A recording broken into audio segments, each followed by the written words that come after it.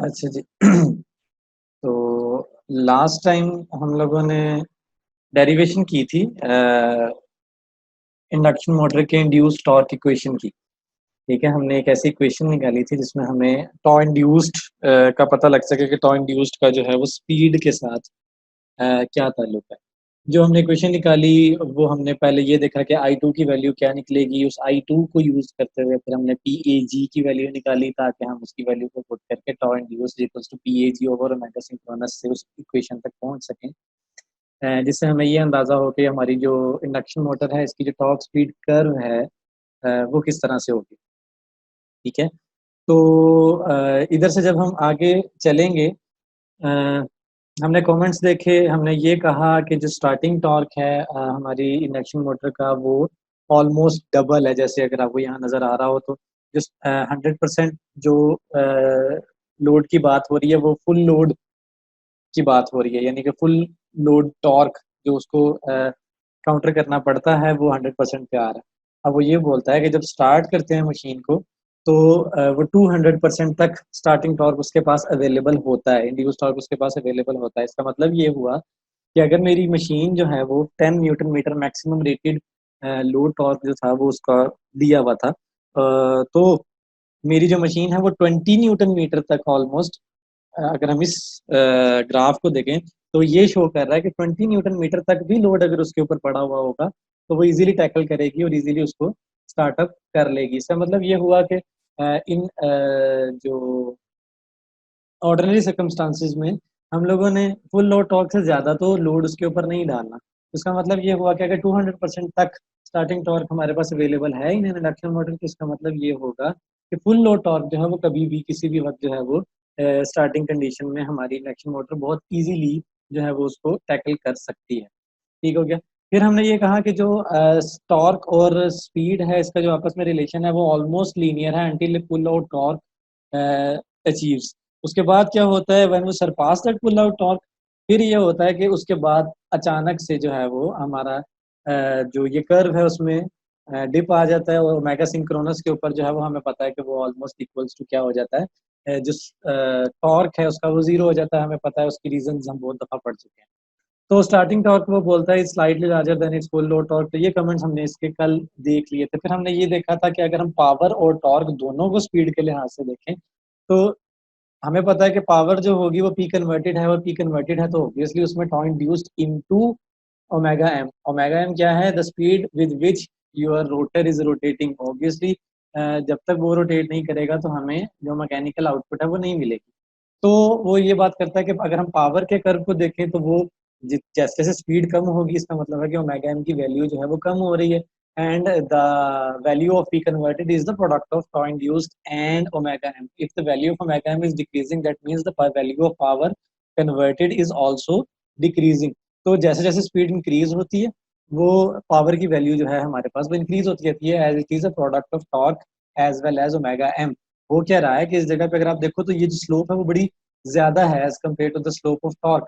Reason क्या है कि पावर के अंदर जो contributing factors torque plus speed है वो दोनों के दोनों इंक्रीज हो रहे हैं।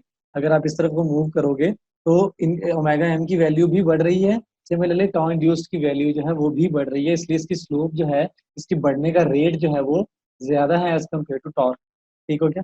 फिर हमने बात की थी कि जो पावर की पीक है वो टॉर्क की पीक से थोड़ा सा डिफरेंट होती है, और उसकी रीजन क्या है कि टॉ इंड्यूस्ड अभी डिक्रीज होना शुरू नहीं हुआ होता और हमारे पास स्पीड जो है वो स्टिल इंक्रीज कर रही होती है। इसका मतलब है कि पावर इंक्रीज कर रही होती है।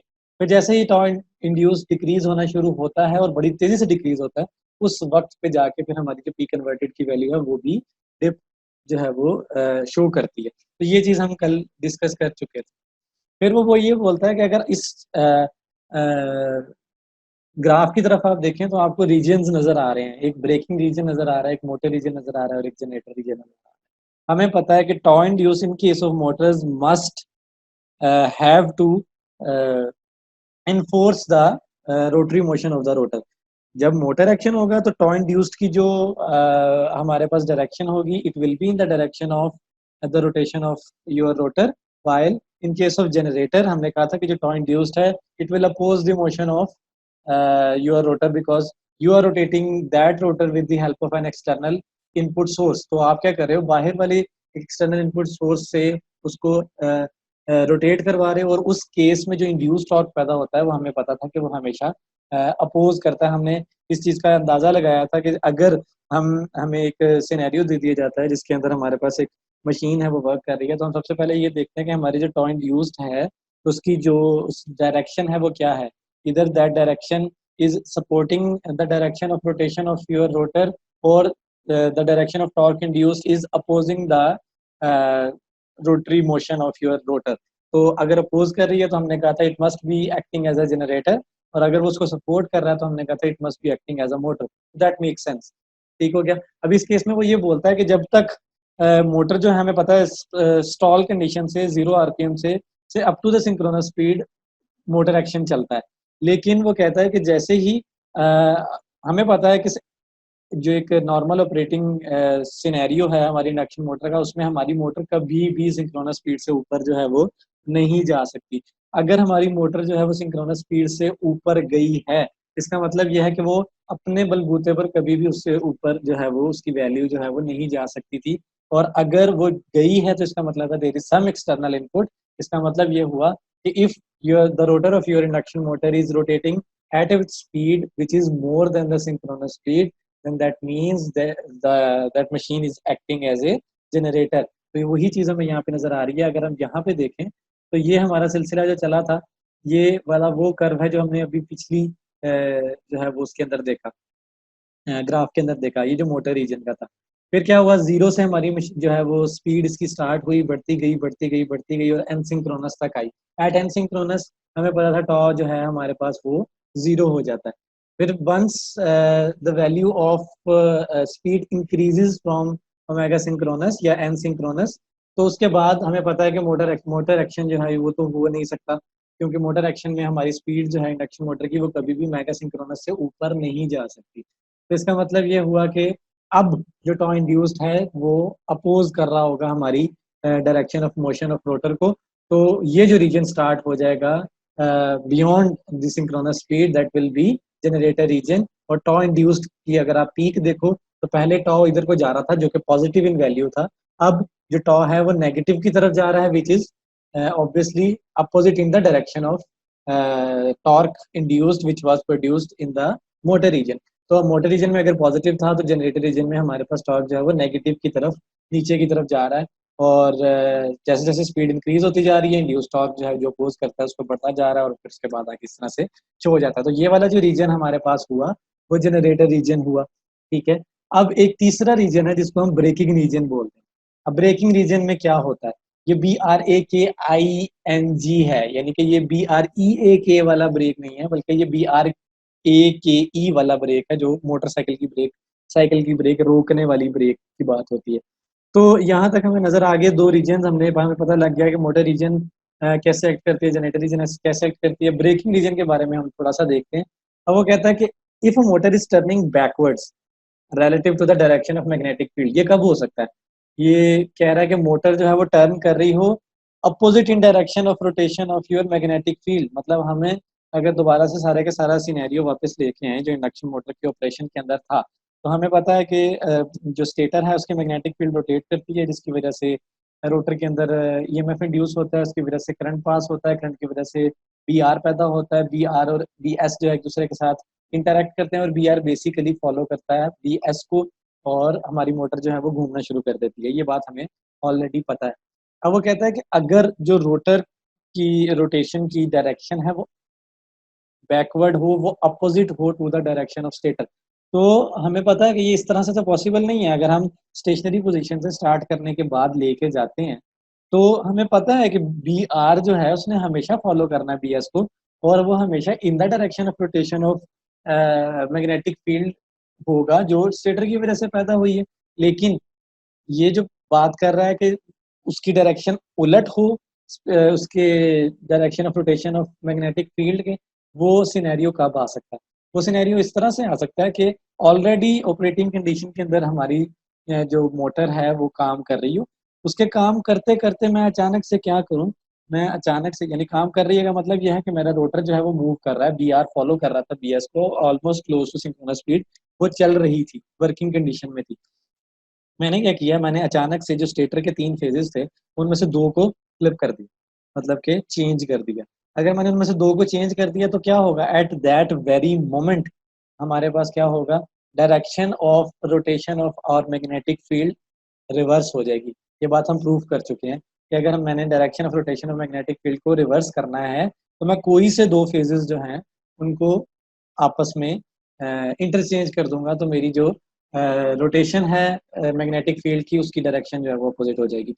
हुआ क्या, हुआ ये कि क्योंकि ऑपरेटिंग कंडीशन के दौरान मैंने ये काम किया था, तो मेरा जो रोटर था वो एक डायरेक्शन में घूम रहा था, स्टेटर की डायरेक्शन में, यानी स्टेटर की मैग्नेटिक फील्ड की डायरेक्शन में। फर्ज कर लेते हैं कि दोनों काउंटर क्लॉकवाइज थी, तो मेरा रोटर भी काउंटर क्लॉकवाइज मूव कर रहा था। लेकिन मैंने क्या किया, अचानक से अपने 2 फेजेस जो हैं उनको मैंने इंटरचेंज कर दिया। एज ए रिजल्ट क्या हुआ, अभी रोटर मेरा काउंटर क्लॉकवाइज डायरेक्शन में रोटेट कर रहा है, लेकिन in the matter of second हुआ क्या कि मेरी जो direction of rotation of magnetic field है बीएस, वो काउंटर क्लॉकवाइज से क्लॉकवाइज में चेंज हो गई।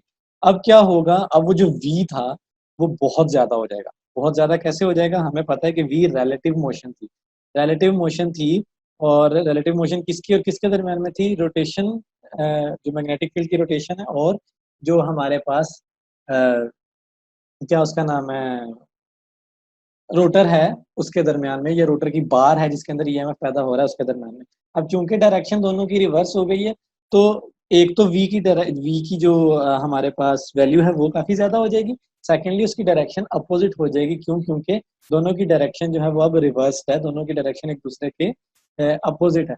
होगा क्या कि उस वजह से जो इंड्यूस टॉर्क है वो अब क्योंकि उल्टी साइड पे घूम रहा है, वो इंड्यूस टॉर्क उसको अपोज करेगा, और एज ए रिजल्ट हमारी जो मोटर है, जो करंट फ्लो करेगा वो अपोजिट डायरेक्शन में होगा।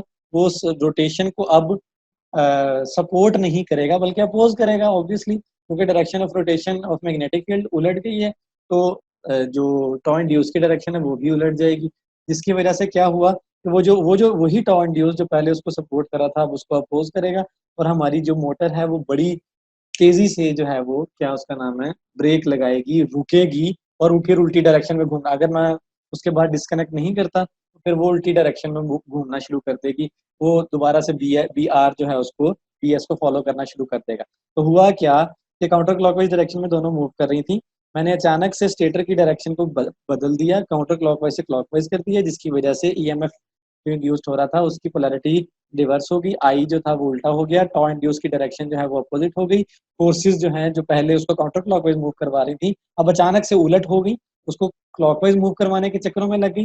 पर एट दैट टाइम वो मूव कर रहा था पहले से ही काउंटर क्लॉकवाइज डायरेक्शन में, तो वो जो अपोजिट फोर्सेस हैं उन्होंने सडनली अब्रप्टली मेरी मोटर को रोक दिया, और जैसे ही वो रुका उसके बाद ऑब्वियसली, क्योंकि अब हमारी जो ईएमएफ की डायरेक्शन है वो उलट है, तो दोबारा से करंट उल्टी डायरेक्शन में फ्लो करना शुरू कर देगा, और हमारी जो मोटर है वो, उसकी जो रोटर है उसकी जो डायरेक्शन है अब क्लॉकवाइज डायरेक्शन में मूव करना स्टार्ट कर देगी। तो इसका मतलब ये हुआ कि अगर मैंने अब्रप्टली अपनी मोटर को रोकना है, ब्रेक लगानी है, तो इस काम के लिए मुझे सिर्फ ये करने की जरूरत है कि चलती हुई मोटर पे अचानक से मैंने 2 फेजेस को, स्टेटर के 2 फेजेस को मैंने आपस में इंटरचेंज कर देना, और मेरी मोटर जो है वो अचानक से रुक जाएगी, और उस वक्त मैंने उसको मतलब डिस्कनेक्ट कर देना है। अगर मैं उसको डिस्कनेक्ट नहीं करूंगा तो मेरी मोटर जो है वो अपोजिट डायरेक्शन में फिर रोटेट करना स्टार्ट कर देगी। ये जो फिनोमेना है जिसमें हमने 2 फेजेस को इंटरचेंज किया, और एज ए रिजल्ट मेरी मोटर जो है वो ब्रेकिंग रीजन के अंदर चली गई, तो वो जो फिनोमेना है इसको हम प्लगिंग बोलते हैं। इस बात को आपने याद रखना है, ये बहुत इंपॉर्टेंट चीज है, प्लगिंग।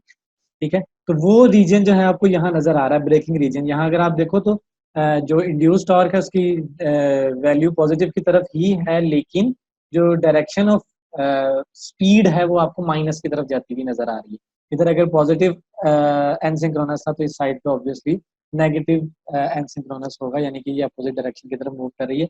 ऑब्वियसली यहाँ पे हमें मूव नहीं करवाना, हम चाहेंगे ये कि बस वो यहीं पे जीरो स्पीड के ऊपर रुक जाए, अगर हम प्लगिंग करना चाहते हैं, अगर हम रोकना चाहते हैं। If we want our motor to work in the opposite direction, to rotate in the opposite direction for something, for some application, तो फिर हम ऑब्वियसली उसको उल्टा मूव करवा सकते हैं, अगर हम उन दोनों फेजेस को जो है वो उलट दें। तो यही बात वो यहाँ पे कर रहा है, if the motor is turning backward relative to the direction of magnetic fields, the induced torque in the machine will stop the machine very rapidly and will try to rotate it in the other direction. Since reversing the direction of magnetic field is matter of only switching any two stator phases, जो हम पहले पढ़ चुके हैं, this fact can be used as a way to very rapidly stop the induction motor. The act of switching the two phases in order to stop the motor very rapidly is called plugging. Secondly, हमने ये देखा था कि जो induce torque है हमारा, ये इस इक्वेशन से, ये इंड्यूस टॉर्क जो था ये डायरेक्टली प्रोपोर्शनल था अप्लाइड वोल्टेज के स्क्वायर के, यानी कि जितना ज्यादा अप्लाइड वोल्टेज हम बढ़ाते जाएंगे जो इंड्यूस टॉर्क की वैल्यू है वो बढ़ती जाएगी. मतलब अगर मैं ये एक ग्राफ जो मैंने शो किया था, ये मैं अगर इस ग्राफ की बात कर रहा हूँ तो ये ग्राफ जो होगा वो मेरा obviously for a constant voltage होगा. अगर मैं फर्ज कर लेते हैं कि ये जो मेरा ग्राफ था वो 120 वोल्ट्स के लिए था. फर्ज कर लेते हैं कि अब मैंने यही ग्राफ इसी मोटर का दोबारा बनाया लेकिन 160 वोल्ट्स के ऊपर बनाया, तो क्या होगा, एट एवरी पॉइंट मुझे जो अमाउंट ऑफ टॉर्क मिल रही होगी वो ज्यादा हो जाएगी, क्योंकि दोनों डायरेक्टली प्रोपोर्शनल है, बल्कि स्क्वायर है, स्क्वायर के डायरेक्टली प्रोपोर्शनल है. तो होगा क्या कि वो अब जो यही कर्व है ये थोड़ा ऊपर शिफ्ट हो जाएगा, ज्यादा टॉर्क, स्टार्टिंग टॉर्क अगर 200 थी एट 120 वोल्ट्स, तो at 160 volts it will be more than 300. और similarly at every point of this curve हमारे पास जो प्रीवियस केस में टॉर्क होगी, इंड्यूस टॉर्क होगी, वो उससे कहीं ज्यादा इंक्रीज हो जाएगी due to increase in voltage. तो वही चीज हमने यहाँ पे शो की हुई है कि अगर वीपी जो है, जो हम दे रहे हैं, जो फेज वोल्टेज हम दे रहे हैं, तो अगर हम 300 दें तो हमारे पास रेड लाइन शो कर रही है जो हमारा टॉर्क स्पीड कर रहा है. इधर अगर आप देखो तो स्टार्टिंग टॉर्क 50 से नीचे है, मैक्सिमम टॉर्क आपका 100 तक है, और फिर उसके बाद नीचे चला गया. फिर हमने इंक्रीज किया वी फेज को 300 से 400 पे, ब्लैक वाली लाइन. अब अगर हम देखें तो हमारा स्टार्टिंग टॉर्क जो है वो बड़ा तेजी से इंक्रीज हुआ है. सिर्फ 100 वोल्ट्स के साथ हमारा जो स्टार्टिंग टॉर्क है वो ऑलमोस्ट 48 से ऑलमोस्ट 110 के ऊपर चला गया, या 105 परसेंट के ऊपर चला गया. और इसी तरह से जो फुल लोड टॉर्क है वो भी क्लोज टू 240 के करीब चला गया.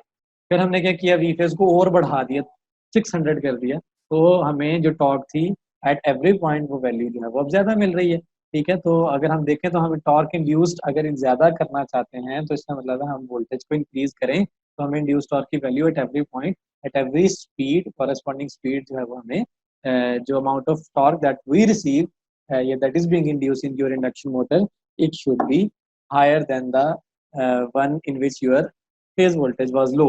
तो बेसिकली ये तीन जो लाइंस हैं वो हमें तीन डिफरेंट वोल्टेजेस के ऊपर बता रही हैं कि हमारे पास जो टॉर्क है for a similar kind of machine वो क्या होगा. तो fact of input voltage variation वो क्या है हमारे पास टॉर्क स्पीड कर्व के ऊपर. सेकंड थिंग हमने वो बात की थी मैक्सिमम पुल आउट टॉर्क की.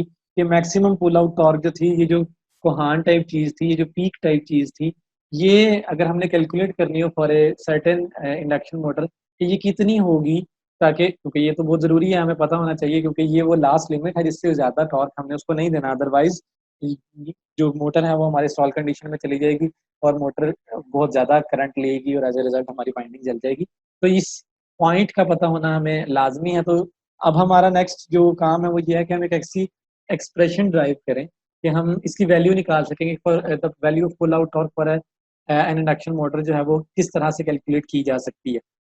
तो हमें ये पता है कि since the induce torque is equals to P, induce torque की वैल्यू क्या होती है, P A G over omega synchronous. ये तो बहुत दफा पढ़ चुके हैं. The maximum possible torque occurs when the air gap power is maximum. Maximum possible torque तब अकर होगा जब एयर गैप पावर हमारे पास मैक्सिमम होगी, क्योंकि हमें पता है कि एयर गैप पावर जो है उसमें से अगर हम रोटर के कॉपर लॉसेस माइनस कर दें तो बाकी सारी की सारी वो बचती है पावर जो कन्वर्ट होती है. ठीक है, तो इसका मतलब है कि टॉ इंड्यूस उस टाइम पे मैक्सिमम होगा अगर पी ए जी हमारे पास मैक्सिमम हो. तो पी ए जी हमारे पास मैक्सिमम कब हो सकता है, ये चीज कौन डिसाइड करेगा. ये चीज डिसाइड, अभी अगर आप दोबारा से वापस जाओ ट्रांसफॉर्मर्स की तरफ, तो बिल्कुल ट्रांसफॉर्मर के अंदर अगर हम चाहते थे वो स्पीकर वाली example maximum power transfer theorem, हम अगर ये चाहते थे कि हमारा जो स्पीकर है वो मैक्सिमम आउटपुट के ऊपर जो है वो ऑपरेट करे, तो हम क्या करते होते थे, हम इम्पिडेंस मैचिंग करते होते थे. अब वो उसमें भी हमारे पास स्पीकर सेकेंडरी के ऊपर लगा हुआ होता था और सोर्स जो था वो प्राइमरी के ऊपर लगा हुआ होता था. जस्ट लाइक दैट हमारे पास अगर हम इसको कंपेयर करें इन द इंडक्शन मोटर, तो हमारे पास जो सोर्स है वो हमारे पास स्टेटर है, स्टेटर के अंदर मौजूद रिएक्टेंस जो है, स्टेटर के अंदर जो मौजूद रेजिस्टेंस है वो सारा कुछ प्राइमरी के अंदर है, और रोटर के अंदर जो कुछ है वो सेकेंडरी के अंदर है. हमने कहा था हम इसलिए इसको रोटेटिंग ट्रांसफार्मर भी बोलते हैं. If we want our rotor to consume maximum power. तो इसका मतलब क्या था कि जो रोटर के अंदर इम्पिडेंस है और जो स्टेटर के अंदर इम्पिडेंस है वो दोनों बराबर होने चाहिए। अगर वो दोनों बराबर होंगी तो maximum amount of power will be consumed in the rotor, और रोटर से ही हम पी कन्वर्टेड ले रहे हैं। तो इसका मतलब ये हुआ कि अगर हम ये देखना चाहते हैं कि मैक्सिमम पुल आउट टॉर्क या मैक्सिमम पी कन्वर्टेड हमें कब मिलेगी, तो वो इस सिचुएशन में मिलेगी जब इन दोनों की इम्पिडेंसेस जो है वो क्या हो जाएंगी, बराबर हो जाएंगी। मैक्सिमम पावर ट्रांसफर थ्योरम के तो रिलेट कर लिया हमने इसको अपने ट्रांसफार्मर वाले पार्ट से, हमने उस पार्ट से जो हम पहले समझ चुके हैं। तो कंडीशन क्या निकली कि G source should be equals to G load if we want our torque induced value to be maximum. तो जी सोर्स जो है हमारे पास, उसके अंदर क्या क्या चीजें हैं, आर थेवेनिन, ये अगर हमने जो निकाला है उसको देखें, आर थेवेनिन और एक्स थेवेनिन, ठीक है, R Thevenin J X Thevenin, और उसके अलावा क्या है, x2 है। सिमिलरली जो कंज्यूम होनी है पावर सारी की सारी, देयर क्या power is the power that is consumed in the resistance R2 over S। अब यहाँ पे अगर हम ये बोलते कि the power which is consumed in the resistor R2, तो हम बोलते कि ये वो पावर थी जो रोटर कॉपर लॉसेस में जाया होगी। लेकिन अगर हम कह रहे हैं कि वो पावर जो कंज्यूम हो रही है in the resistor R2 over S, so we are taking the slip into account, that means we are also taking P converter into account। तो वो ये कह रहा है कि एयर गैप पावर जब मैक्सिमम कंज्यूम होगी, उस केस में कंज्यूम होगी जब R2 ओवर S की वैल्यू जो है वो, उसके अंदर कंज्यूम होने की वैल्यू जो है वो मैक्सिमम होगी। The maximum induced torque will occur when the power consumed by the resistor is maximum. तो ये काम कब होना चाहिए था, जब जी सोर्स और जी लोड बराबर हो। तो जी लोड की वैल्यू हमारे पास इस केस के अंदर क्या हो गई, R2 ओवर S। जी सोर्स की वैल्यू हमारे पास क्या हो गई, बाकी सारी की सारी जो सोर्स उसके अंदर बची थी। तो R2 over S must be equals to R Thevenin का स्क्वायर। ये क्यों किया है, क्योंकि इस साइड पे हमारे पास सिर्फ मैग्नीट्यूड है, तो इसको भी मैग्नीट्यूड में कन्वर्ट किया है इस वाले हिस्से को। अब हमने क्या किया है, जी सोर्स और जी लोड को दोनों को बराबर रख लिया है। ये वो पॉइंट है जिसके ऊपर हमारी अगर ये दोनों चीजें आपस में बराबर हो जाती हैं तो इस पॉइंट के ऊपर जो हमारी पी कन्वर्टेड है दैट शुड बी मैक्सिमम। ठीक हो गया। तो R2 ओवर S की सारी उसने वैल्यू जो है वो पुट की है। अब अगर हम ये देखना चाहें कि वो स्लिप की वैल्यू क्या है जिस स्लिप के ऊपर हमें मैक्सिमम टॉर्क मिल सकता है, तो ये S जो है स्लिप को जाहिर कर रहा है, और ये कंडीशन जो है वो मैक्सिमम टॉर्क को जाहिर कर रही है। तो इस S को इधर ले आओ और इस सारे के सारे हिस्से को इधर ले आओ, तो ये जो S की वैल्यू निकलेगी by dividing R2 with this part, वो जो वैल्यू ऑफ S है, at that value of slip हमारे पास जो टॉर्क इंड्यूस्ड है उसकी पावर, उसकी जो अमाउंट है वो मैक्सिमम होगी। मैक्सिमम क्यों होगी, क्योंकि ये जो पूरे का पूरा सिनेरियो हमने जो इक्वेशन हमने बनाई है, ये मैक्सिमम टॉर्क के लिए, ये मैक्सिमम पावर ट्रांसफर के लिए जो है वो बनाई गई है। तो एस मैक्स की वैल्यू क्या हुई, इसको उधर ले गए और उसको इधर ले आए, हमने वैल्यूज को है वो already as it is put कर दिया। अब अगर हम ये देखना चाहते हैं, ये तो हमें वैल्यू मिली है एस मैक्स की, हमारा काम ये था कि हम ये देखें कि मैक्सिमम पुल आउट टॉर्क क्या है। अब हमने वैल्यू ऑफ एस निकाल लिया, हमने जिसके ऊपर हमारे पास मैक्सिमम टॉर्क मिलेगी। ये वैल्यू ऑफ एस हम कहाँ पुट करेंगे, तो amount of maximum torque induce हमें मिल सकती है, ये वैल्यू ऑफ एस हम पुट करेंगे इस एस की जगह, इस एस की जगह, और फिर हम इसको क्या कर लेंगे, इसको सिंप्लीफाई कर लेंगे फर्दर। ठीक हो गया। इसको अगर आप पुट करके सिंप्लीफाई करोगे तो पीछे जवाब आपके पास ये आएगा, लेकिन ये जो जवाब होगा ये अब टॉ इंड्यूस्ड नहीं, ये टॉ इंड्यूस्ड मैक्सिमम है। हमने एस की जगह वो वैल्यू पुट की है जो रिक्वायर्ड है in order to make the power consumption maximum in the rotor. ठीक हो गया। तो हमने क्या किया, टॉ मैक्स इक्वल्स टू वो वैल्यूज पुट कर ली और उनको फर्दर जो है वो हमने सॉल्व कर लिया, तो पीछे हमारे पास ये इक्वेशन बची। अब अगर आप देखो तो tau max is still directly proportional to the square of applied voltage, जैसे ये हमेशा होता था।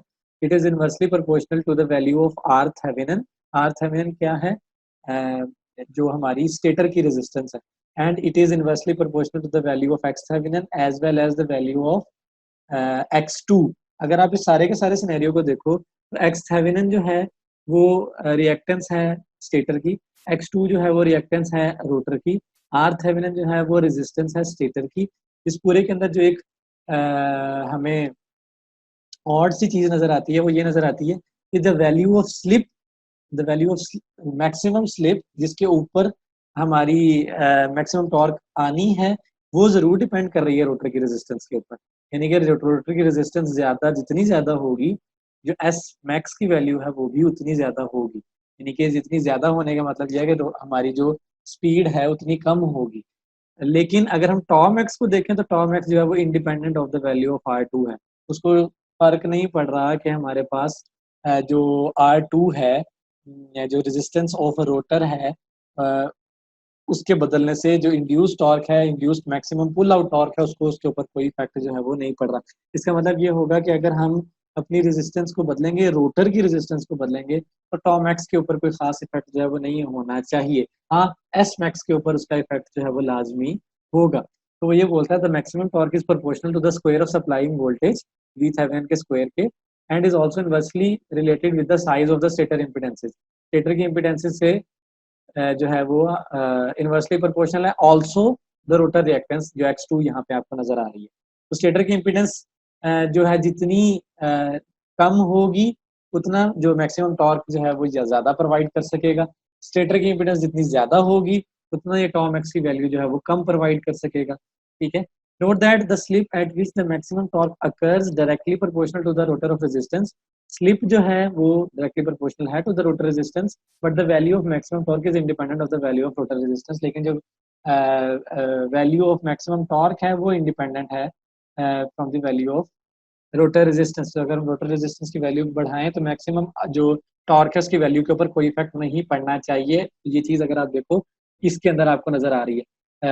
मैं बाकी इसको बाद में एक्सप्लेन करता हूँ। सिर्फ सबसे पहले ये देखो कि मैक्सिमम पुल आउट टॉर्क की वैल्यू जो है, क्या वो इन सब लाइंस के केसेस में बराबर है? तो वो देखो सब की सब जो है वो बराबर है, यानी कि यहाँ 230 के करीब जो है वो आ रही है। अब ये जो सारी लाइन है, इन सब लाइंस में जो रोटर की रेजिस्टेंस है वो चेंज है। इसका मतलब ये हुआ कि रोटर की रेजिस्टेंस बदलने से जो मैक्सिमम पुल आउट टॉर्क की वैल्यू थी जो हमने यहाँ से निकाली, उसके ऊपर कोई इफेक्ट नहीं पड़ा। इफेक्ट पड़ा है किस चीज के ऊपर पड़ा है? स्टार्टिंग टॉर्क के ऊपर पड़ा है। ठीक है। उसके अलावा किस चीज के ऊपर पड़ा है? एस मैक्स के ऊपर पड़ा है, उस स्लिप के ऊपर पड़ा है जिसके ऊपर हमारी मैक्सिमम टॉर्क जो है वो आनी थी। यानी कि अगर हम देखें येलो वाली लाइन को, तो -50% ऑफ R2 है, सबसे कम वैल्यू ऑफ R2 है, यानी रोटर की रेजिस्टेंस जो है वो सबसे कम है। उसके ऊपर अगर आप देखो तो हमारी जो स्टार्टिंग टॉर्क है उसकी वैल्यू 60 के करीब है। हमने क्या किया? इंक्रीज कर दिया रोटर की रेजिस्टेंस को, तो अब -25% ऑफ R2 आ गया। एट दिस पॉइंट हमारे पास जो स्टार्टिंग टॉर्क की वैल्यू थी वो ऑलमोस्ट क्लोज टू 65 पे चली गई।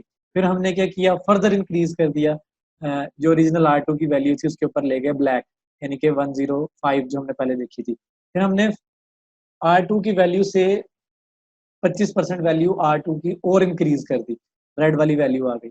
इसके ऊपर अगर हम देखें तो हमारा जो स्टार्टिंग टॉर्क है वो और इंक्रीज हो गया। इसी तरह से अगर हम देखें 50% ऑफ R2 की वैल्यू कर दें तो स्टार्टिंग टॉर्क और ज्यादा इंक्रीज हो गया। अब हम कर क्या रहे हैं? हम ये कर रहे हैं कि हम अगर R2 की वैल्यू को चेंज कर रहे हैं तो उससे हो क्या रहा है? स्टार्टिंग टॉर्क जो है हमारा वो इंक्रीज हो रहा है। ये R2 है क्या? ये R2 है रोटर की रेजिस्टेंस। और हम इस बात को पढ़ चुके हैं कि स्क्विरल केज जो रोटर है उसके अंदर बहुत मुश्किल है कि हम रोटर की रेजिस्टेंस को किसी तरह से वेरी कर सकें, बिकॉज उसमें तो एक केज टाइप चीज है जो अंदर हमने एज ए रोटर उसके अंदर रखी हुई होती है। हमने और कुछ उसके अंदर जो है वो नहीं रखा हुआ होता। लेकिन मैंने आपको ये बोला था कि हमारे पास एक और कॉन्फ़िगरेशन है जिसको हम वाउंड रोटर मोटर कहते हैं।